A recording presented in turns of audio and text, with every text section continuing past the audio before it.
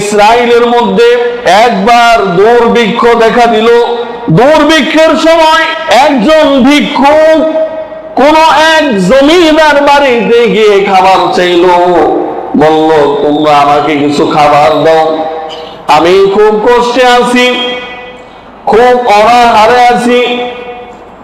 ওই জমিদার ফ্যামিলির মেয়ের খুব দয়া হলো, বাড়ি থেকে একটি রুটি, গরম একটি রুটি ওই ভিক্ষুককে সে দিয়ে দিল। ওই মেয়ের বাবা খুব পাষাণ হৃদয়ের ছিল, খুব কৃপণ ছিল। ওই মেয়ে যখন ওই ভিক্ষুককে একটি রুটি খেতে দিল, তার বাবার সহ্য হলো না। তার বাবার সঙ্গে সঙ্গে ওই মেয়ের হাতটা কেটে ফেলল। ওই মেয়ের হাত কেটে ফেলার পরে কিছুদিন পর ওই লোকটা মারা গেল।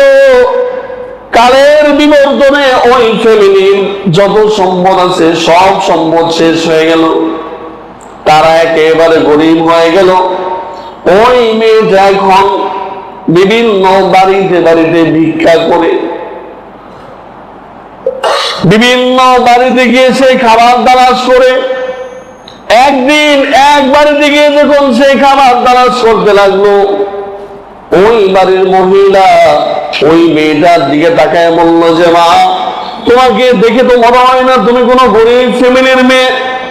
তোমার চেহারার মধ্যে আমি জাতের একটা ছাপ আছে, তোমাকে দেখে তো মনে হয় না তুমি কোনো গরিব ফ্যামিলির মেয়ে হবে।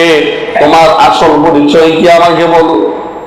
মেয়ে তখন তার পিছনের ঘটে যাওয়া সমস্ত কাহিনী তাকে খুলে বলল।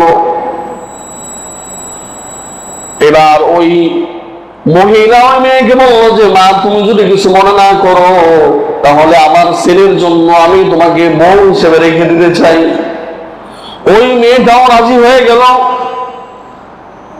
রাজি হয়ে যাবার পরে বিবাহ শাদী পড়িয়ে দেওয়া হলো। এরপর স্বামী স্ত্রী যখন একসাথে খাবার খেতে বসছে, একসাথে খাবার খেতে বসার পরে স্বাভাবিকভাবে ওই মেয়ের তো ডান হাত তার বাবাই কেটে ফেলছে। এটা তো আর ওই স্বামী জানে না। এখন খাবার খাওয়ার সময় বাম হাত বের করছে, স্বামী তাকে এক ধমক দিছে। এক ধমক দিছে যে, আগে জানতাম গরিব মানুষ অশিক্ষিত হয়, কিন্তু আজকে দেখতেছি গরিব মানুষ তারা কিভাবে খাবার খেতে হয় সেটাও জানে না, ডান হাত দিয়ে খাবার খেতে হয়। সেটার পরিবর্তে তুমি কোনো বাম হাত বের করছো। স্বামী থেকে আচ্ছা মতো ধমকালেন, বললেন, তোমার ডান হাত বের করে খাবার খাও। মেয়ের তো ডান হাত নাই, এটা তো স্বামী জানে না। মেয়েটা চুপ করে বসে আছে, চোখ দিয়ে পানি বের হয়ে গেছে। আবার স্বামী ধমক দেয়, কি হলো, তোমাকে না বললাম ডান হাত বের করে খাবার খাও, বাম হাত দিয়ে খাবার খেবে না।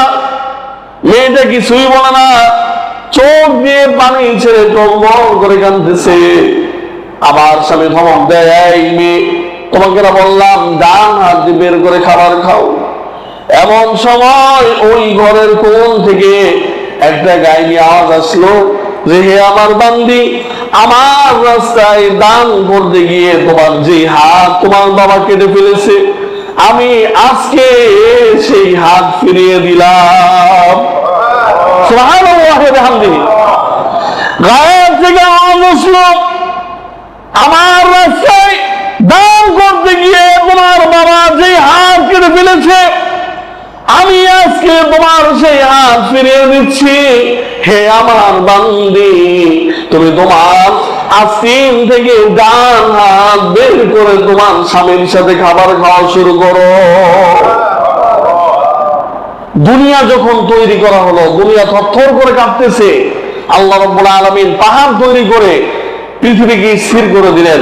ফেরেশতার এই অবস্থা দেখে অবাক হয়ে গেল, বলে, আল্লাহ, এই পাহাড়ের থেকে শক্তিশালী কোন সৃষ্টি আপনার আছে? আল্লাহ রাব্বুল আলামিন বললেন, আছে, সেটা হলো লোহা। আবার ফেরেশতারা জিজ্ঞাসা করল, লোহার থেকে শক্তিশালী কোন সৃষ্টি আপনার আছে? আল্লাহ রাব্বুল আলামিন জবাব বললেন, হ্যাঁ, সেটা হলো আগুন। এরপর আবার জিজ্ঞাসা করলো, আগুন থেকে কোন শক্তিশালী সৃষ্টি আপনার আছে? আল্লাহ বললেন পানি, এরপর বললেন পানি থেকে শক্তিশালী কোনো কিছু আছে? আল্লাহ বললেন বাতাস। এরপর ফেরেশতারা আবার জিজ্ঞাসা করলো এই বাতাস থেকে শক্তিশালী কোনো জিনিস আছে? আল্লাহ রাব্বুল আলামিন বললেন হে ফেরেশতারা শুনে রাখো, এই বাতাস থেকেও শক্তিশালী জিনিস হলো আমার বনি আদম যাদেরকে আমি তৈরি করছি, তাদের ওই দান যেটা সে এক হাতে করে অথচ আরেক হাতও জানে না যে সে কি দান করলো। ওই দান আমি আল্লাহর কাছে সবচাইতে শক্তিশালী।